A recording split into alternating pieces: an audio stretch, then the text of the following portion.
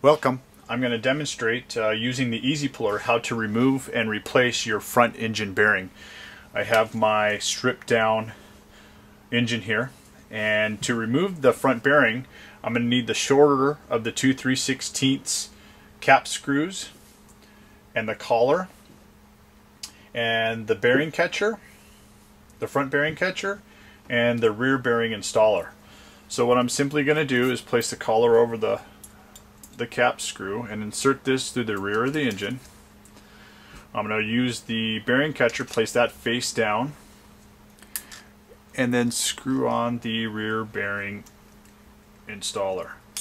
And what I'm going to do is just tighten this screw until this front bearing pops out. It should come nice and easy. There we go. So now the front bearing is out of the case. And I'm going to unscrew this here because I'm going to need a few of these pieces. There's my old front bearing that I'm not going to need anymore. And now to install the front bearing, I'm going to need the longer of the cap screws, the front bearing installer, my new front bearing, my new TKO front bearing, my collar, and my spring. And I'm going to place this into the front of the case.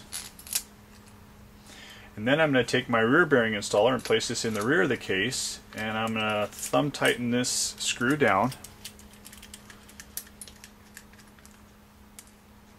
so that it aligns in the case. And now I'm going to take my 3/16 Allen wrench and just start tightening this guy down to put this back into the case. And when it's all tightened, I'll snug it just a little bit and then back everything out.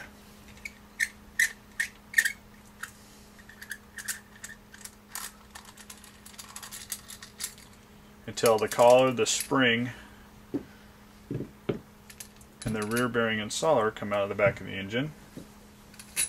And there you have it. I have my front bearing replaced.